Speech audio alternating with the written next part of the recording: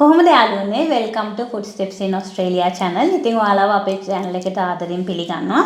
ඉතින් ඔයාලා දන්නවා ඔස්ට්‍රේලියාවේ හැම අවුරුද්දකම ජූලි මාසේ ගොඩක් වෙනස්කම් සිද්ධ වෙනවා කියලා.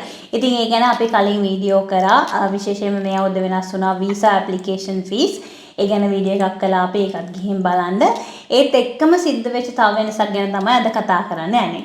අද ඇත්තටම කතා කරන්න යන්නේ අපි හිතමු ඔයාලා උදාහරණයක් විදිහට ඔස්ට්‍රේලියාවට එනවා. ඊට පස්සේ ඉගෙන ගන්න තමයි එන්නේ.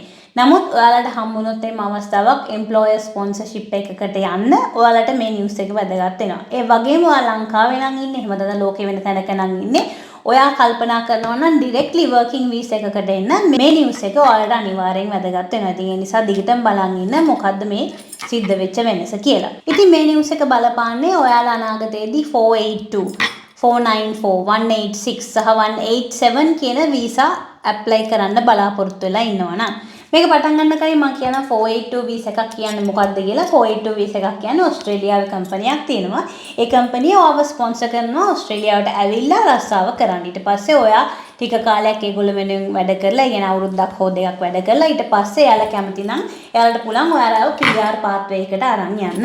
දැන් මෙහෙම කරද්දී ඕස්ට්‍රේලියාවේ රජය කියලා තියෙනවා ඔයා ඒ එම්ප්ලොයර්ට කියන ඔයා ඒ ස්පොන්සර් කරන එම්ප්ලොයීට ඔයා ගෙවන්න ඕනේ ඕස්ට්‍රේලියාවේ වැඩ කරන මිනිස්සෙක් හා සමාන වැටුපක් කියලා.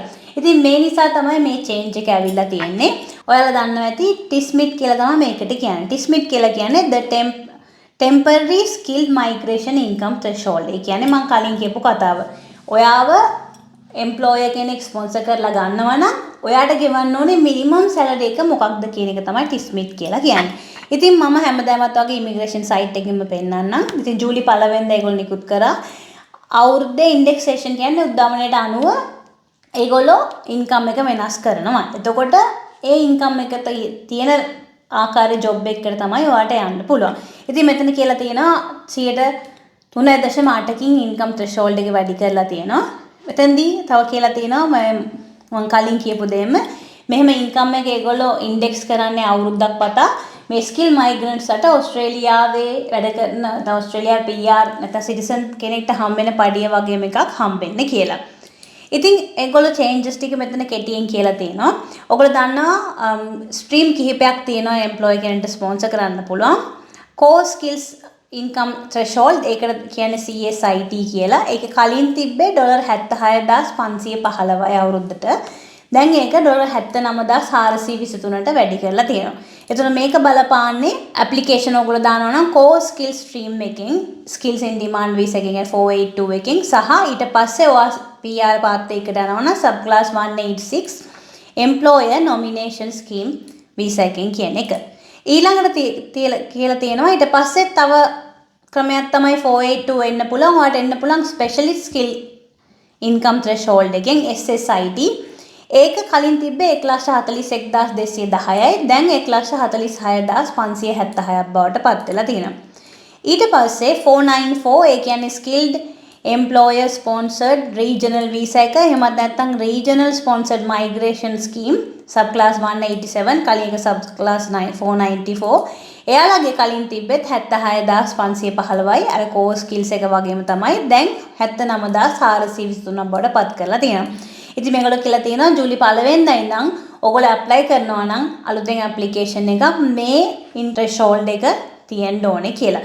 ඒත් එක මේගොල්ලෝ මතක් කරලා තියෙනවා මේ චේන්ජ් එක බලපාන්නේ නැහැ. කවුරු හරි ජූලි 1 වෙනිදාට කලින් මේ 482 මෙන්න මේ කියන වීසා වලට ඇප්ලයි කරා නම් එයාලට මේ චේන්ජ් එක බලපාන්නේ නැහැ. ඉතින් ඒ නිසා ඔයගලන්ට බැරි වුණා නම් 1st of July ඉඳන් කරගන්න ඔයගලන්ට මේ චේන්ජ් එක බලපානවා. ඉතින් මේක ඔයාටයි වැදගත් වෙන්නේ. ඔයා එහෙම එම්ප්ලොයි කෙනෙක්ට කියලා ස්පොන්සර් කරගන්නවා නම් ඔයා බලන්න ඕනේ ඔයාගේ එම්ප්ලොයි කොන්ට්‍රැක්ට් එකේ ඒ පඩිය තියෙනවද කියලා. කියන්නේ අලුතෙන් වෙනස් වෙච්ච පඩිය. ඊට පස්සේ ඔයාගේ වීසා ડોකියුමන්ට්ස් වල ඒවා අදාළ තැන්වල ඒක සඳහන් වෙලා තියෙනවා නම් එහෙම ඊට පස්සේ ඔයාගේ ජොබ් ඇඩ්වර්ටයිස්මන්ට් එකේ ඒ වගේ පඩිය සඳහන් වෙලා තියෙනවා නම් ඒ අවශ්‍ය තැන්වල ඔයා හරියට බලන්න ඕනේ ඔයාගේ වීසා එකට අදාළව මේ ඉන්කම් threshold එක තියෙනවද කියලා. එහෙම තිබ්බේ නැත්නම් සමහරක් විට ඕස්ට්‍රේලියාවේ රජය කියන්න පුළුවන් ඔයා මිනිමම් threshold requirement වලට meet වෙන්නේ නැහැ කියලා ඔයාට ඒගොල්ලෝ ප්‍රශ්න ඉදිරිපත් කරන්න පුළුවන්. ඒකෙම තව page එකක් තියෙනවා ඉතින් salary requirements කියලා. මම quickly ඔයාලට මේක පෙන්නන්නම්. මොකද මම කලින් කිව්වා වගේ ඔයාලා මේ 482 494 186 187 කියන මාර්ගයන්ගෙන් එන්න බලාගෙන ඉන්නවා නම් ඔයාලා මේ page එකට ගිහිල්ලා විස්තර දැනගන්න. ඉතින් ගොඩක් දේවල් තියෙනවා employersටත් දැනගන්න. මට පෙන්වන්න ඕනුනේ මෙන්න මේක. skilled in demand visa ගැන දැන් 482 කියන්නේ එතකොට ඒකේ තියෙන එක කොටසක් තමයි core skills income threshold එක. මම කලින් කිව්වා ඒක වැඩි වුණා ඉස්සෙල්ලා තිබ්බේ 76515ට දැන් 79423ට කියලා. එතකොට ඔයාලට හරියට බලා ගන්න පුළුවන් මේගොල්ලෝ කියලා තියෙනවා.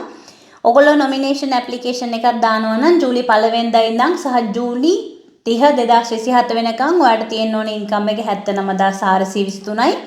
ඔයා ඇප්ලයි කරේ 2025 ජූලයි ඉඳන් 2026 ජූනි වෙනකන් නම් ඔයාලට තිබ්බේ තියෙන්න ඕනේ ඉන්කම් එක 76515යි. ඊට පස්සේ කලින් අවුරුද්දේ ඉන්කම් එකක් තියෙන. ඒතර ඔයාලට පේනවා මේ ඉන්කම් එක එන්න ඒගොල්ලෝ වැඩි කරනවා. ඉන්ෆ්ලේෂන් එකත් එක්ක කියලා තමයි ඒගොල්ලෝ කියන්නේ 3.8% වැඩි කරලා තියෙනවා. අනිත් එක ගොඩක් මතක තියාගන්න මේ ඉන්කම් එක සුපර්ඇනුවේෂන් එක නැතුව. සුපර්ඇනුවේෂන් කියන්නේ ඔයාලට නිකන් පෙන්ෂන් එකක් වගේ. ඔයාගේ පඩියෙන් අයින් කරන්නේ මේ සුපර්ඇනුවේෂන් එක නැතුව. ඒතර ඔයාලට පඩියක් ලැබෙද්දී ඔයා මේ වීසා වලින් නම් එන්නේ බලන්න මේ ඉන්කම් එක ප්ලස් සුපර්ඇනුවේෂන් කියලා තමයි ඔයාලට තියෙන්න ඕනේ. කවුරු හරි ඔයාලට ඉදිරිපත් කරනවා නම් මේක සුපර්ඇනුවේෂන් එකත් එක්ක කියලා ඒතර ඔයා threshold එකට වැටෙන්නේ නැහැ. ඉතින් ඒ වගේම මෙතනත් ස්පෙෂලිස්ට් ස්කිල්ස් ඉන්කම් threshold එක ගැනත් කියලා තියෙනවා. ඉස්සලාම් පටන් ගත්ත 1,35,000න් මම ඒ ගැන වීඩියෝ කරලා තියෙනවා ගිහින් බලන්න. ඊට පස්සේ 1,41,210ට තිබ්බා. දැන් 2026 ජූලි 1 වෙනිදා ඉඳන් ලබන අවුරුද්ද වෙනකන් 1,46,576යි. ඉතින් ටිස්මිට් එකේ විස්තර ටිකත් මේ විදිහටම තියෙනවා. ඔන්න ඔය ටික තමයි මට අද කියන්න උනේ. පොඩි වීඩියෝ එකක්. නමුත් ඔයාලා මේ particular එක වීසා එක apply කරන්නේ නැහැ කියලා හිතාගෙන අහක බලන් යන්න එපා. අනිවාර්යෙන් බලන්න. මොකද සමහරක් විට මට ඕන තරම් කට්ටිය හම්බෙලා තියෙනවා. එයාලා ස්ටුඩන්ට් වීසා ඇවිල්ලා තියෙන හැම නැත්නම් පාර්ට්නර් වීසා එකකින් ඒ වගේ අවස්ථාවකින් ඇවිල්ලා. නමුත් එයාලට හොඳ opportunity එකක් හම්බෙලා එයාලව කම්පැනි වලින් ස්පොන්සර් කරලා ඒගොල්ලෝ PR එක දාගෙන තියෙනවා. ඒ නිසා මේක ඔයාලට පාත් එකක් වෙන්න පුළුවන්.